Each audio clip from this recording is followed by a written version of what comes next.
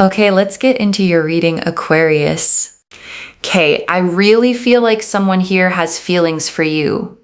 They feel very connected to you, but they are not being super forward, okay? So the moon here is about hiding, like sort of this hiding energy, not necessarily expressing this, like really just suppressing, okay? Not expressing, but suppressing, keeping it to themselves. There's a sort of hiding energy coming through with the moon, but the moon also does show emotion, right? It's ruled by Pisces and it's ruled by Neptune, which is a very spiritual planet. And I want to hold that one thing in the title up front, okay? Because you're going to find out by the end of this reading exactly what it is that made this person love you twice as much. And it isn't your looks. And it isn't anything you did to impress them. It's something much simpler and much bigger than that. And I'll let the cards build all the way up to it. So listen, if you're here, I feel like this reading found you for a reason. You are here for a reason. This is meant for you. If you're seeing this, it's 100% meant for you. Let me just tell you this, okay? Do not skip this. I am telling you, such a powerful energy here. This person feels so connected to you. Boom. You cannot make this up, okay? And the moon card shows a path running between two towers, okay? A dog and a wolf howling up at it, a crayfish crawling out of the water, and everything lit in that half light where nothing shows its full shape.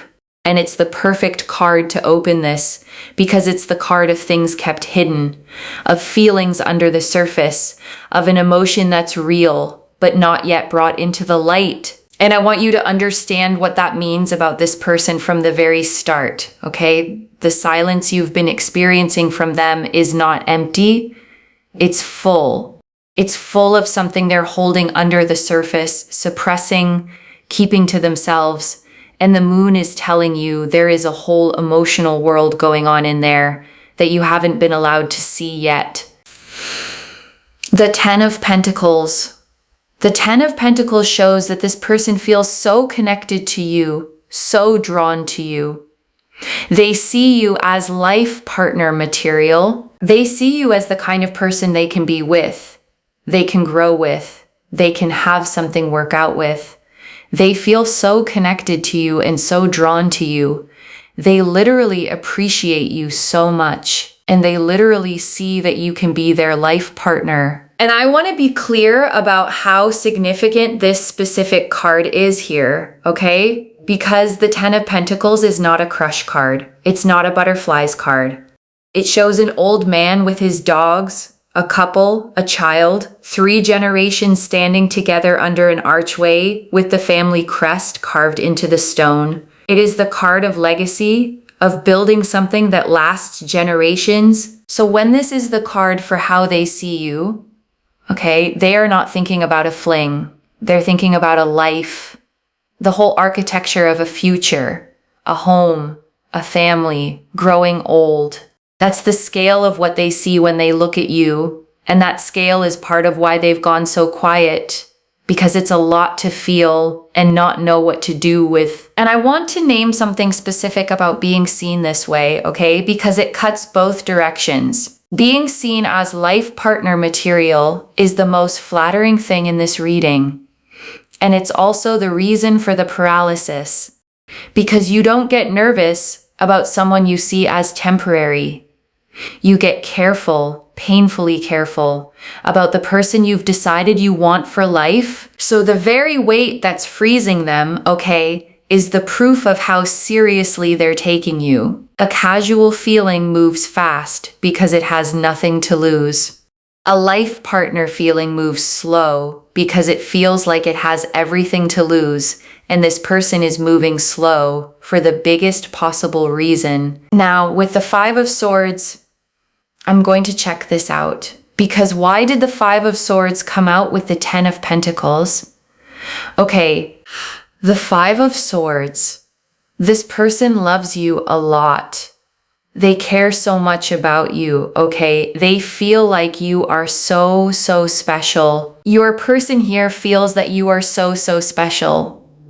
You are so kind. You're literally life partner material. The reason why we have this Five of Swords is because they have been so traumatized and hurt in their past, okay? So romantically, they've been so hurt and so frustrated regarding their past. They literally think to themselves, oh my God, I've been through so much in the past. I've gone through so much pain and heartbreak and sadness and frustration and pain and trauma. I've been through so much. And they get scared. They get overwhelmed. They don't know how to cope with it, right? And the Five of Swords shows a figure gathering up swords, okay? A slight smirk, two other figures walking away in the background, heads down, defeated. And it's the card of the hollow victory, of conflict that leaves everyone worse off, of battles that cost more than they gave. And when it shows up around someone's past, it means they walked away from love carrying losses, carrying the memory of fights that scarred them. And I want to be gentle and honest about what that does to a person, okay? Because it explains everything that comes after. When love has hurt someone badly enough, their nervous system stops telling the difference between the person who hurt them and the next person who could.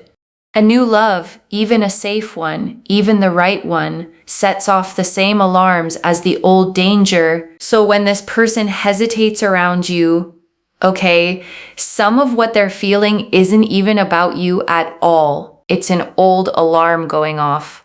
A body remembering pain and bracing before the mind can catch up and say, no, this one is different. This one is safe. And learning to tell those two apart, okay? The old alarm and the real present is exactly the work they have to do before they can come forward. It's not small work and it's not fast. But the Page of Swords and the Hanged Man both say they're genuinely doing it. And so because they've been through so much like pain and trauma in the past love-wise, they get very scared coming forward, but they know that you are the one, okay? They know that you are the one. They just have to get through that trauma and that pain that they've been through. It's not that they are still hung up on their past situations or connections. It's more so the fact that they've been through so much in the past that obviously they just get really overwhelmed, like doing it again. And I want to sit with that distinction, okay, because it's genuinely important and easy to get wrong. They are not hung up on an ex. This is not someone pining for someone else. The thing holding them back is not another person. It's the memory of pain. And those are completely different blocks. It's a bit like, right? If you've been rejected for a job 20 times, going to that 21st job interview can feel quite overwhelming. Even if you feel like, okay, that's definitely going to be the one, you can still have reservations and doubt. It's very normal, right? So that's what I see here, is that they literally believe that you are the one for them. They feel like you are so connected to them. They feel like you are their person, okay? And I want to draw out one more layer of that job interview picture, okay? Because it explains the exact flavor of their hesitation. The person who's been turned down 20 times doesn't just fear the 21st no. They fear their own hope. They've learned that hoping is what makes the rejection hurt. So they protect themselves by refusing to fully hope at all. And that's the quiet battle inside this person, okay? A huge part of them is certain you're the one. And another part is terrified to let itself believe that fully. Because believing it is what would make losing it unbearable. So they hold the certainty and the fear at the very same time. And that is an exhausting way to carry a feeling this big. And I want to expand that job interview idea a little, okay? because it's a really accurate picture of what's happening in them. The person walking into that 21st interview isn't hesitating because they don't want the job. They're hesitating because wanting it so much is exactly what makes it terrifying. The more it matters, the more there is to lose.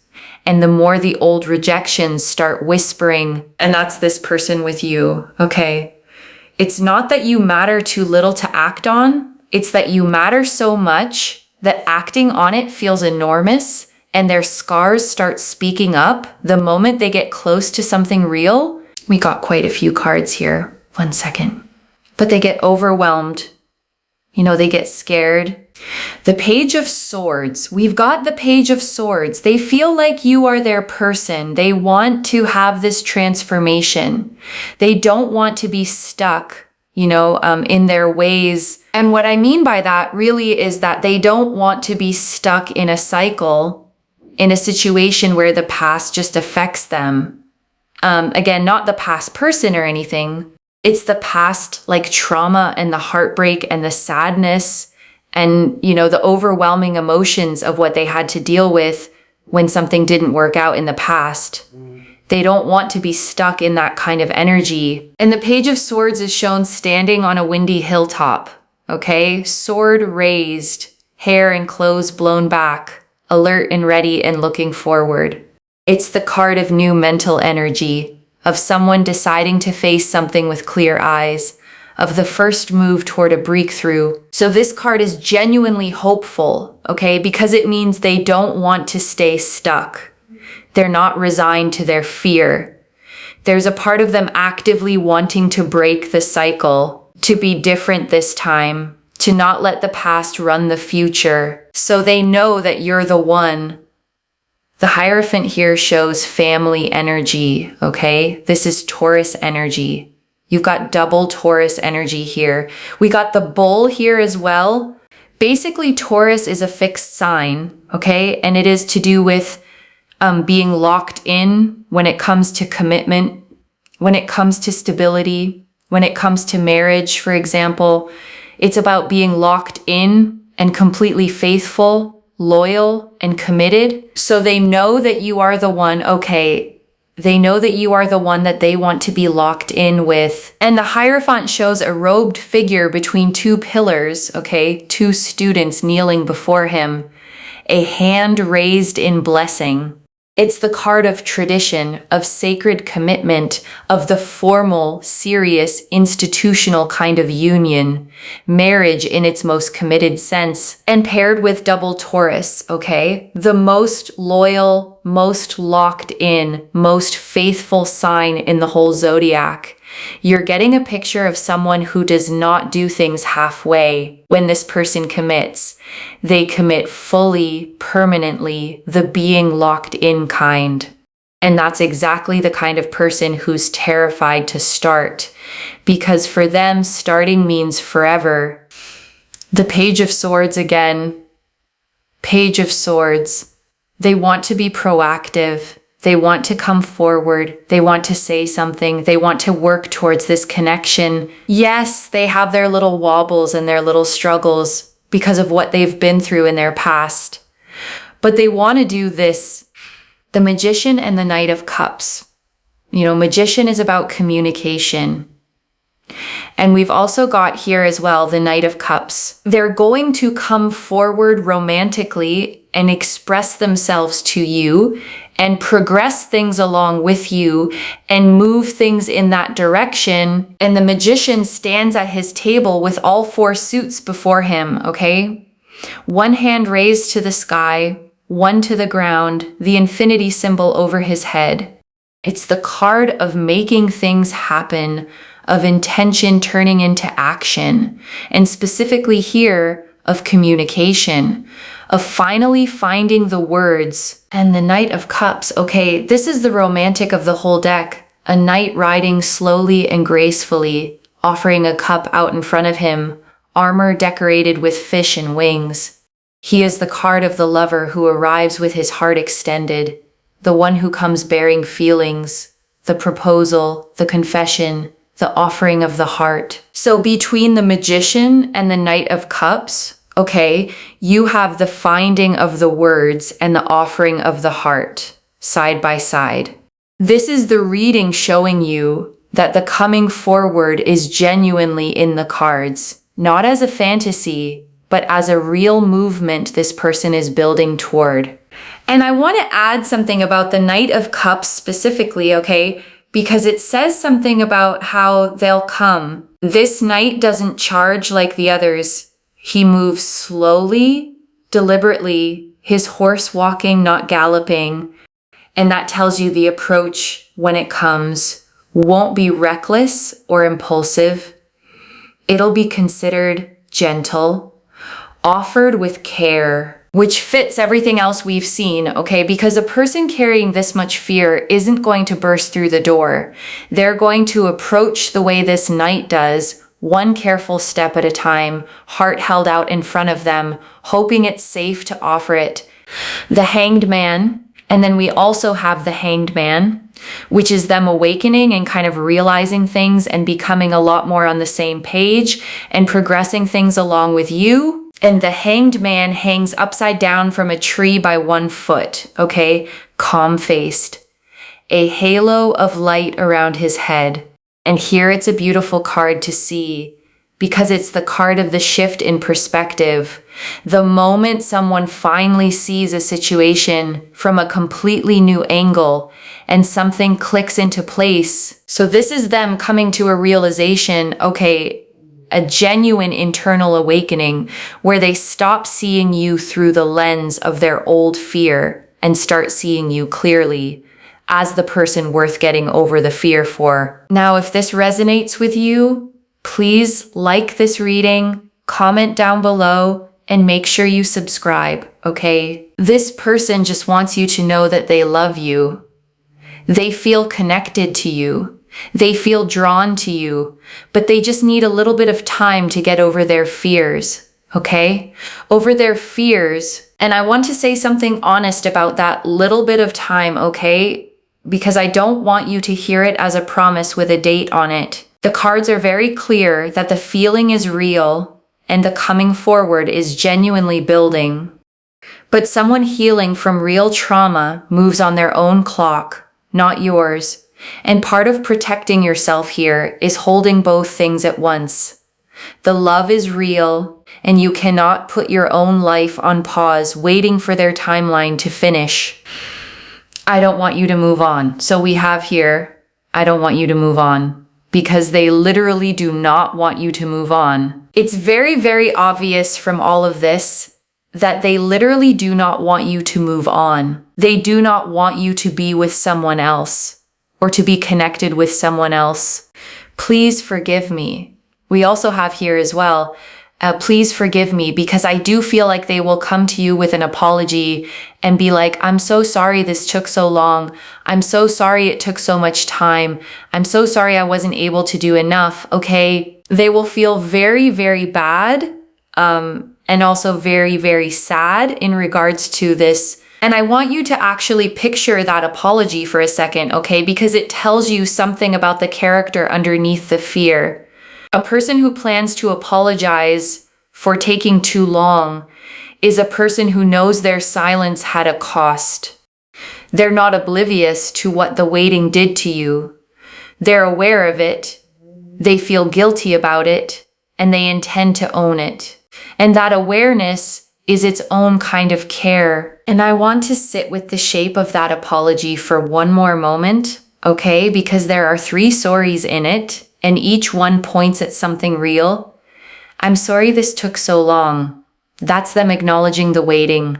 I'm sorry it took so much time. That's them knowing the delay had weight. I'm sorry I wasn't able to do enough. That's them owning that their fear cost you something. And a person rehearsing all 3 of those, okay, even silently, is a person who has been thinking about you far more than their silence ever showed. The apology exists because the caring never stopped. It just couldn't get past the fear to reach you yet. They feel physically very attracted to you. So if you're thinking to yourself, oh my God, are they not doing so much because they're not physically attracted? No, it's got nothing to do with that, because they're physically very attracted to you. They feel very, very connected to you. They feel very drawn to you. It's more so the fact that the fear of things breaking down in their past and that sadness they had to deal with was just all consuming. It was very, very consuming and very overwhelming for them, to the point where it's been so stressful. Okay, so let me tell you something. The one thing that they like so much about you is just you as a whole. Okay, you as a whole. Everything. Like just you as a whole. That's the one thing that they really, really like about you, is just you as a whole. You with everything, because you might think, oh, is it because of this? Or, certain parts of your like insecurity, the way you're thinking to yourself, is it because of this? Is they like you as you are, okay? And this is the one thing, okay, this is the answer to the title. The thing that made this person love you twice as much isn't a feature. It isn't one attractive quality you could point to and name. It's the whole of you, the entire person, the parts you'd list as flaws included. The one thing that they really, really love about you is who you are. Like you as you, okay? So they're going to come forward. Don't worry. This person right now is sort of in a hide and seek energy where, they're not really doing a lot, right? But they're going to come forward and they're going to express themselves to you, and they're going to be very proactive towards you and make things work. And we do have here, just be patient with me, and they don't want you to move on, okay? But focus on yourself. You take care of yourself and just make sure you're not sitting around and waiting. I think that, that just is all consuming for you energetically. It's not going to help you. It's not going to make you feel good. So don't just sit and wait. You know what I mean? Focus on you. You put yourself first. Very important stuff. And I want to underline that advice, okay? Because it's the single most important instruction in this whole reading. And it's easy to skate past in all the romance. Be patient with them if you choose to. But patient is not the same as waiting. Patience is living your full life while leaving the door open. Waiting is putting your life on hold with your eyes fixed on a door that opens on someone else's schedule. And the second one hollows you out, okay? It drains you. It makes you smaller. And ironically, it makes you less like the whole vibrant, complete person they fell for in the first place.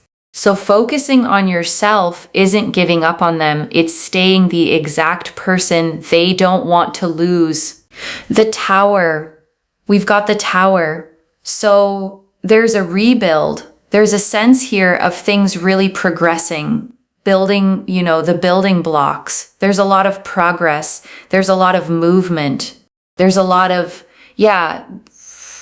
there's just a lot more that is going to happen, basically. And it's like Rapunzel. I remember the story of Rapunzel here, because I feel like they're going to come up and to a degree come in, work for the connection. And I feel like that's really something that's going to happen. Just because they haven't done it so far doesn't mean it won't happen. Okay, so that's very, very important there. And I want to reframe the Tower for you here, okay? Because people brace when they see it, and the reader is using it in a specific way. The Tower shows a lightning-struck tower, the crown blown off, figures falling from it. And yes, it's usually a card of sudden collapse, but a collapse clears the ground. And here it's being read as the rebuild, okay? The old structure of fear coming down so that something new can actually be built on cleared ground. The old walls this person hid behind have to fall before they can come forward. And the Tower is that wall coming down. And I want to name why that has to happen first, okay? Because it's the piece people resist. You cannot build something real on top of a structure made of fear. The walls this person put up to survive their past were load-bearing for a while. They genuinely kept them standing, but those same walls are now the exact thing keeping you out. So the tower isn't punishment here, okay? It's demolition before construction. The fearful old structure comes down, sometimes suddenly, sometimes in a single moment of clarity. And on the cleared ground, something honest finally gets to be built. And the reading is telling you that demolition is coming, which means the building is coming right behind it. So let's get another card out, another message card. They love you because you are you. So they love you because you are you. Okay.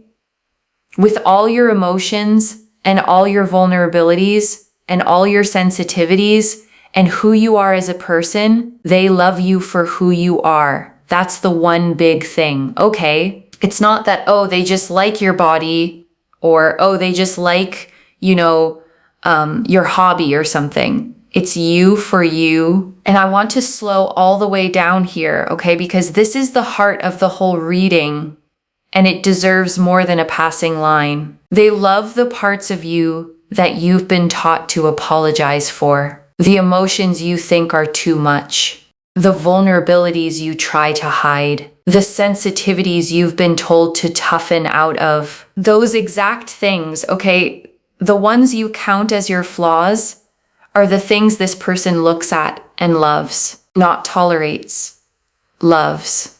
And that's the one thing that made them love you twice as much. The fact that you're wholly, unapologetically yourself, emotions and all. And I want to speak to why that lands so hard, okay? Because if you're like most people who get this reading, you've spent a lot of your life being loved conditionally, loved for what you provide, loved for how you look on a good day, loved for the version of you that keeps the harder feelings tucked away. And conditional love teaches you something quietly toxic, okay? It teaches you that the real you, the whole you, the one with the big emotions and the tender spots, is too much and has to be managed to keep the love from leaving. And this person breaks that rule, okay? They're not loving the managed version. They're loving the one underneath, the one you were sure had to stay hidden. And being loved like that, wholly, without having to perform, is a completely different experience than anything conditional love ever gave you. And so the birds here show they want to fly and soar and conquer and progress things with you. They want to move through the world with you. They want to move through and do a lot more with you. And the number 7 really sticks out here because this 7 of Cups shows they like you for all the things that you do, or the things that you don't do, or the things that you appreciate, or the things you don't appreciate. They like you for you, and that's the most powerful, most important thing that I can tell you in this reading at this time. And the 7 of Cups shows 7 cups floating in the clouds, okay? Each holding something different, a face, a jewel, a wreath, a dragon, a glowing figure. And usually it's a card of too many options, a fantasy and choice. But here it's being read as all the different facets of you, all the many cups that make up a whole person. And this person doesn't want just one of them. They want the whole set, every cup, the full, complicated, complete you. And before the final message, I want to leave a few things to actually hold on to. Okay, the first, the block is fear, not doubt about you, loves. Every card said the feeling is enormous. The 10 of Pentacles, the Hierophant, the double Taurus, life partner, locked in, forever energy. What's holding them back is the 5 of Swords, old trauma, not any hesitation about whether you're worth it. They've already decided you're the one. The second, the one thing they love is the whole of you, not your looks, not one quality, the entire person, emotions and vulnerabilities and sensitivities included. And I want you to actually take that in because you've probably spent years thinking those were the parts to hide. They're the parts that made someone love you twice as much. The third, focus on yourself and mean it. Patient is not the same as waiting. Live your full life. Keep being the whole, vibrant person they fell for, and let them do the work of getting over their fear on their own side of the street. You don't heal it for them by shrinking your life down to a waiting room. And I want to answer one more thing, okay, why this reached you now with this much specific detail. Because you were starting to wonder if the reason they weren't moving was something wrong with you, some flaw, some part of you that wasn't enough. And it's the exact opposite, okay? The reason they're frozen is that you're so much the one that acting on it terrifies their old wounds. You were never the problem. You were the whole point. I don't pull the 10 of Pentacles, the Hierophant, double Taurus, the Magician, the Knight of Cups, and message cards that literally say, I don't want you to move on and please forgive me, all in one reading by accident. And I want to speak to the small doubting part of you for a second, okay? The one quietly thinking, but if they loved me that much, they'd just say it. That voice doesn't understand trauma. The people who've been hurt the most are the slowest to reach for the thing they want the most, precisely because it matters the most. Set that voice down tonight. This is already clear, okay? The moon confirmed hidden, suppressed feeling under the surface. The 10 of Pentacles, Hierophant, and double Taurus confirmed they see you as a locked-in, life partner, forever person. The 5 of Swords and the job interview fear confirmed the block is past trauma, not doubt, and not another person. The Page of Swords, Magician, Knight of Cups, and Hanged Man confirmed they want to break the cycle, find the words, and come forward. The message cards confirmed they don't want you to move on and they'll apologize for the delay. And the Tower and 7 of Cups confirmed a rebuild and that they love the whole of you exactly as you are. So let me lay this all out one final time. Okay, slowly, so it actually settles. Someone sees you as their life partner, okay? They're locked in forever, the one person. And they are physically drawn to you and deeply, completely connected to you. And they're frozen, not by doubt about you, but by the scars of a past that hurt them badly. And they're working genuinely toward getting over it and coming forward with an apology for the delay. And the one thing that made them love you twice as much is the whole of you. Every emotion, every vulnerability, every part you thought you had to hide. And your job is to keep being exactly that whole person, focused on your own life, not shrinking into a waiting room for them. One message. They didn't fall for one thing about you. They fell for all of you, which is the one thing you can never lose by being yourself. If this resonated, loves, let me know what hit hardest. I genuinely read every comment, okay, even the ones I can't always reply to individually. Your story becomes part of the reason this reading keeps finding the next person who needs it too. Like this reading, and make sure that you're subscribed, and I'll see you in the next one. Wherever you're watching this from, okay, I want you to actually feel this settle in before you go. You have probably spent a long time, okay, believing the way to be loved was to hide certain parts of yourself, to be less emotional, less sensitive, less much, to smooth yourself down into something easier to want. And here is someone who looked at all of it, okay, the emotions, the vulnerabilities, the sensitivities, the whole unedited person, and loved you more for it, not less. So please stop hiding the parts you thought disqualified you, okay? Because they're the parts that made someone fall. The whole of you was never too much. It was the exact thing that made you unforgettable. Take care of yourself. Bye, loves.